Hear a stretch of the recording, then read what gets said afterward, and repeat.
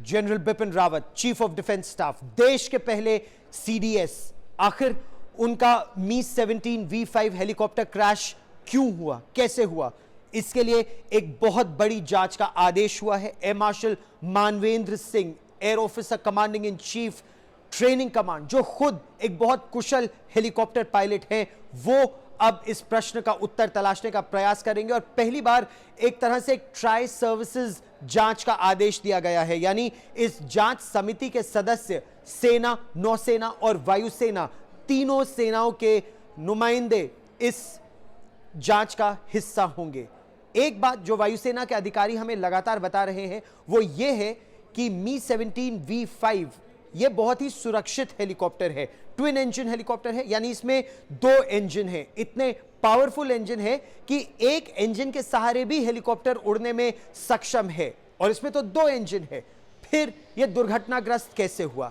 एक 15 सेकंड का वीडियो सामने आया है और यह वीडियो बहुत दिलचस्प है, बहुत चिंता की बात इसको लेकर इसलिए हो रही है कि इसमें जो आकलन किया जा रहा है कि हेलीकॉप्टर उड़ते उड़ते एक तरह से बादलों की चादर में लिपटता जाता है या बादलों में घुस जाता है। आमतौर से वायुसेना के अधिकारी यह कहते हैं और खासतौर पर हेलीकॉप्टर पायलट कि वो बादलों के अंदर उड़ने की कोशिश करते हैं, ऐसा बिल्कुल ना हो। वो या उसके दाएं बाएं से जाने का प्रयास करते हैं या उसके ऊपर से निकलने का प्रयास करते हैं ताकि बादलों की चादर में वो लिपट ना जाए। फिर भी यह हेलीकॉप्टर दिख रहा है कि बादलों की चादर में घुस रहा है।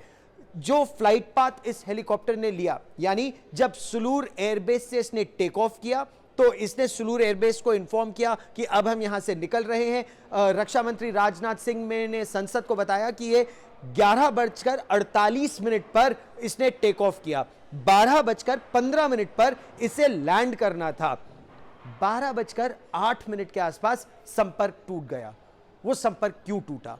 क्या जो very high frequency radio communication है उसका संपर्क टूट गया, या फिर एक जो ट्रांसपोंडर होता है जो जानकारी एटीसी को लगातार देता रहता है या ग्राउंड कंट्रोल को देता है, उससे संपर्क टूट गया? ये अब एयर मार्शल मानवेंद्र सिंह की जो जांच समिति है उसको ये जानकारी मिल सकेगी, पहली बात। दूसरी बात जो बहुत ही महत्वपूर्ण है इस समय, ये जो हेलीकॉप्टर है मी-17V5, इसमें एक फ्लाइट डेटा रिकॉर्डर होता है और एक कॉकपिट वॉइस रिकॉर्डर होता है, और वो जो टेलबोन का हिस्सा होता है ना हेलीकॉप्टर का, जो पीछे एक डंडा सा होता है, एक तो मेन रोटर होता है जो ऊपर ऐसे घूमता है, एक टेल रोटर होता है। तो टेल रोटर को हेलीकॉप्टर की बॉडी से जो हिस्सा कनेक्ट करता है टेलबोन, उसमें वो फ्लाइट डेटा रिकॉर्डर होता है। वो बहुत मजबूती से वहां पर होता है और हर जानकारी इंजन ऑन होते ही वो जानकारी उसमें रिकॉर्ड होने लगती है। फ्लाइट डेटा रिकॉर्डर में जो कॉकपिट वॉइस रिकॉर्डर है, जो बातचीत पायलट को पायलट एटीसी से करते हैं, आपस में करते हैं, वो सारी जानकारी उस कॉकपिट वॉइस रिकॉर्डर में और फ्लाइट डेटा रिकॉर्डर में इंजन का क्या परफॉर्मेंस है, रोटर्स का क्या परफॉर्मेंस है, टेल रोटर का क्या परफॉर्मेंस है, वो सारी की सारी जानकारी उसमें दर्ज होती रहती है। अब ये मिल गया है और कहा यह जा रहा है ये खासा सुरक्षित है। ये छिटक के दूर गिर गया था जब ये हेलीकॉप्टर क्रैश हुआ, तो 300 मीटर के दायरे में जब तक जांच हो रही थी ये नहीं मिला। फिर जब 1 किलोमीटर तक उसको फैलाया गया तब ये कॉकपिट वॉइस रिकॉर्डर और फ्लाइट डेटा रिकॉर्डर, जिसे कई बार आमतौर से लोग इसको ब्लैक बॉक्स कह देते हैं, तो ये फ्लाइट डेटा रिकॉर्डर और कॉकपिट वॉइस रिकॉर्डर अब मिल गया है। इससे अब जानकारी प्राप्त की जाएगी और इसमें 24 घंटे से लेकर 72 घंटे तक लगते हैं इसकी इंफॉर्मेशन को निकालकर एनालाइज करने में। तो उससे यह जानकारी मिल पाएगी कि आखिर हुआ क्या उस हेलीकॉप्टर में। क्या बादलों की चादर में वो घुस गया और फिर लैंड करने के लिए आ रहा था, क्योंकि 12:15 बजे उसको लैंड करना था, 12:08 पर हादसा हुआ या कम्युनिकेशन हट गया, तो केवल 7 मिनट वाला वो अंतराल बचा था। क्या वो ज्यादा नीचे आ गया था? क्या जो उसके फ्लाइट मॉनिटर्स पैरामीटर्स हैं वो दिखा नहीं पाए कि किस तरह के बादल हैं, या टेरेन आगे पहाड़ी है, या इंजन में कोई तकनीकी खराबी थी कि रोटर भी चल रहे थे ऊपर का भी पीछे का भी, वो सारी जानकारी अभी है।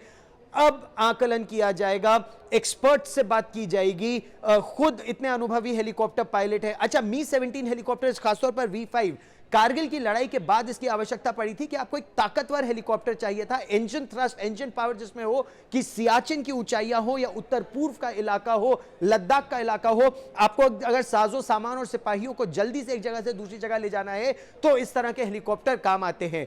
2 इंजन है ताकि सुरक्षित हो। प्रधानमंत्री नरेंद्र मोदी हो, राष्ट्रपति रामनाथ कोविंद हो, उपराष्ट्रपति हो, सेनाओं के अध्यक्ष हो, वो हमेशा ट्विन इंजन विमान या हेलीकॉप्टर में ही बैठते हैं। और ये हेलीकॉप्टर उन्हीं के लिए, जो कॉम स्क्वाड्रन या वीवीआईपी स्क्वाड्रन के हेलीकॉप्टर्स होते हैं, ये उन्हीं के लिए हैं। अब प्रश्न यह भी उठता है कि गड़बड़ हुई तो कहां हुई।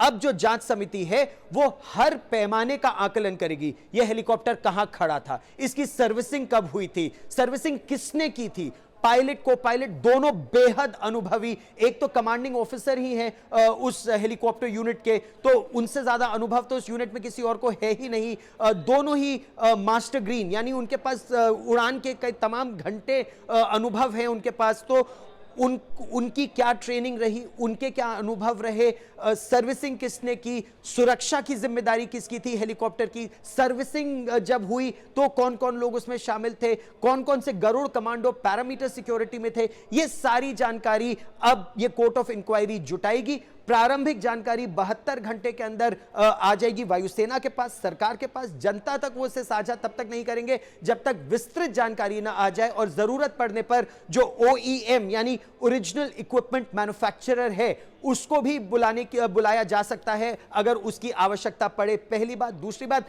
क्या यह किसी वजह से CFIT यानी कंट्रोल फ्लाइट इनटू टेरेन का मामला हो सकता है या नहीं, यह भी इस जांच में निकलकर सामने आएगा।